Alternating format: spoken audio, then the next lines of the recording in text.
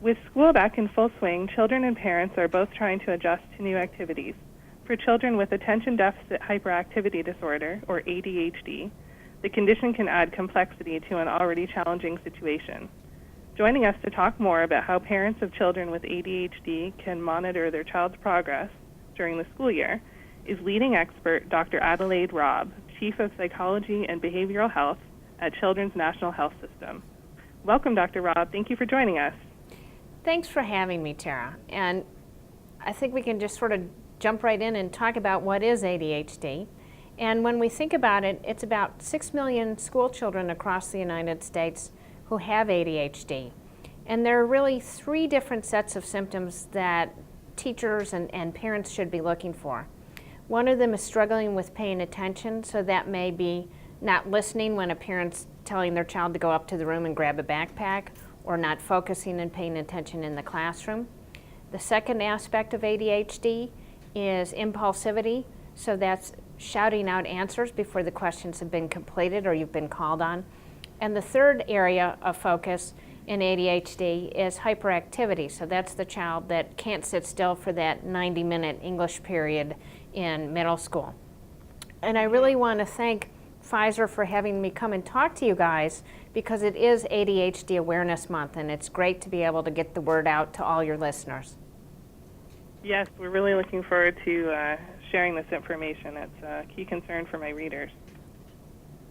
So what can parents do during the school year to evaluate how their child with ADHD is doing, and when are some key times to make those evaluations? Well, the most important thing for parents in terms of finding out what's going on is to have a check-in with the teachers. So it's that time of year right now when we're halfway through the first marking period for most school classrooms, and so you can check in with the teacher and say, are they handing in their assignments? How are they doing on quizzes? Have the long-term projects made it in? Are the math problem sets coming back from their backpack? And if the teacher's saying, you know, they're missing half their math assignments and they got a D on the last quiz, you may then take that information and loop back to your primary care doctor and say, let's have an evaluation for ADHD. I'm worried based on what I'm seeing at home, and the teacher in the classroom is also noticing that my child is struggling. So this applies to children that are undiagnosed then? It applies to children that are undiagnosed, and for kids that are in treatment, it may mean that we need an adjustment. We all know sometime in middle school or high school that adolescent young men and ladies go through a big growth spurt. And so if they're on medication, for instance, they may now not be receiving enough medication based on their body size and weight. And so it's always good to have a reassessment. Yes, it's always good to check in. We've had to make a lot of adjustments with my daughter's medications, and we're finally at a good point. So beyond once you have the medication part in place, what are some things that parents can do in terms of other additional treatments? Well, I think that's a great question to ask. And so you're right, we do have medication, and so we've got pills and patches and a long-acting liquid. And if you wanted to know more about the long-acting liquid, there's actually a website your readers could go to. It's adhdcheckpoints.com. But in addition to that, we have classroom changes that you can make. So things like smaller, quiet room for standardized testing, sitting in the front of the classroom, having copies of the homework assignment handed to you from the teachers. And there are also individual, family, and group therapies that can be helpful for kids with ADHD. And so there is stuff to do beyond medication. And what are some tips for parents? I know sometimes I feel like the teachers think that my child maybe just isn't trying hard enough, or that they can make her just do everything the other kids are doing. What are some tips for parents to work with the teachers to make them understand that they do need some other accommodations? I think that communication between parents and teachers is key. It's great if you already have a diagnosis, because you as a parent are the best advocate for your child. And so if you find that you've got a kid with ADHD, let's say it's the first year in middle school where it's tough because now instead of one main teacher you've got 5 or 6, to meet with all of those teachers, even the first week that school starts. Let them know that your kid has ADHD. Let them know that you're receiving treatment outside the school setting for that, whether it's therapy or medication or tutoring, and that you want to work with them as a team to track your child's progress through the school year, and if things aren't working, readjust. One of the struggles in middle school that I often see in my practice is teachers expect children to remember they're supposed to hand in their homework and hand it in. So kids don't get a reminder, it's time to pass your history sheets forward or your math sheets forward. And even though your child at home has done the homework and it's made it into the backpack, because the teacher never asks for it, it never comes out of the backpack and into the teacher's basket for grading purposes. And if you're noticing that your kid's getting a lot of zeros on homework assignments, loop right back to the teacher and say, you know, my kid's got ADHD. It would really help as part of classroom accommodation for you to remind all the students, not just my child, to hand in their homework so they can get credit for doing what they've obviously done. And keeping that communication going. If you need to step it up, you can talk to the principal that's in charge of your child's class, or the person who's in charge of extra educational services at the school. But I think we always start first with the individual teachers and get that dialogue going. That's excellent advice. What are some tips that you have for kids to keep their lockers and desks organized? I know that's something my daughter really struggles with, and then she doesn't have her supplies when she needs them. Are there any strategies around that? I think that there are many things you can do to help with organization. One of the things that I do frequently is have my kids in my practice have a special homework folder that is the brightest color I can find at the store.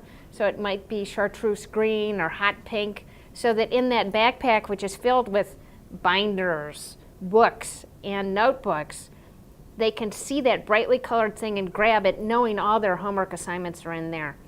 In terms of the locker, I try and minimize the extra stuff that's in there. So there might be a small pencil case with all the pencils, erasers, and the math calculator that you need for middle school and high school, and nothing else. So I don't want last week's gym clothes in there and the winter jacket that we don't need anymore because now it's April. Lots of things can accumulate, and so sort of checking with your student or your child what's still in your backpack. If you as a parent notice that some things aren't making it back home again, even maybe dropping your kid off at school and double checking the contents of the locker so it doesn't get too crowded and overwhelming. Same thing with a backpack clean out too. I think once a week, pull everything out of the backpack, make sure you're not missing homework assignments, either upcoming or overdue, and get those to the right place. Yes, the backpack can always have some surprising contents in it. My daughter's is usually full of rocks. It's good to clean it out often.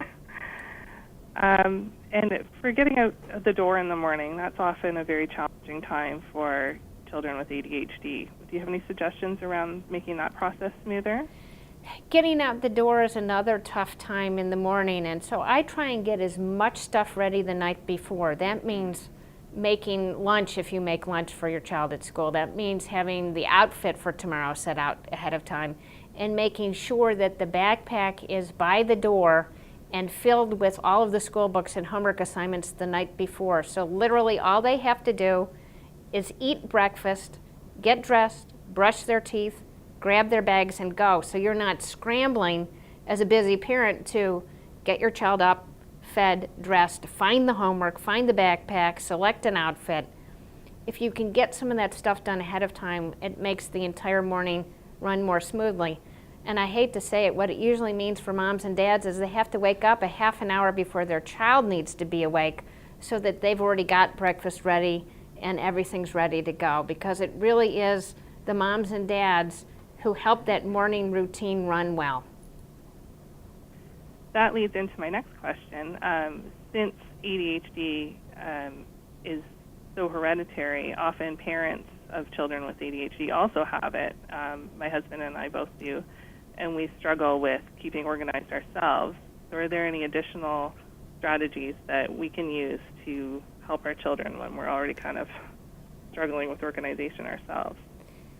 I think when ADHD affects other members of the family, it's important, first of all, that grown-ups know they have it and they get treatment, and there are treatments available for adults.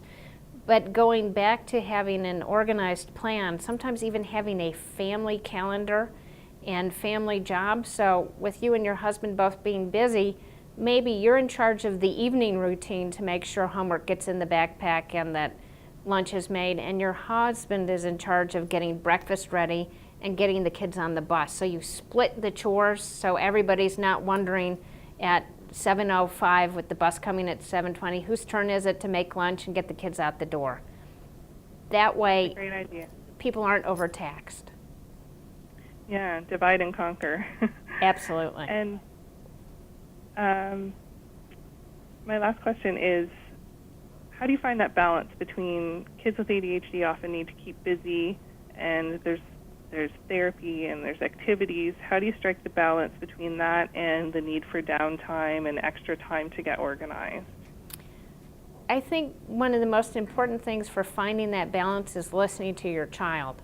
So rather than listening to your friends who may have kids without ADHD about how many lessons and activities their kid's doing, listen to your child. And when they say, you know, I really don't want to do soccer anymore, say, all right, we're going to take a break. Or if you've already signed up for the fall league, you can talk about finishing your commitment, but we won't do winter soccer.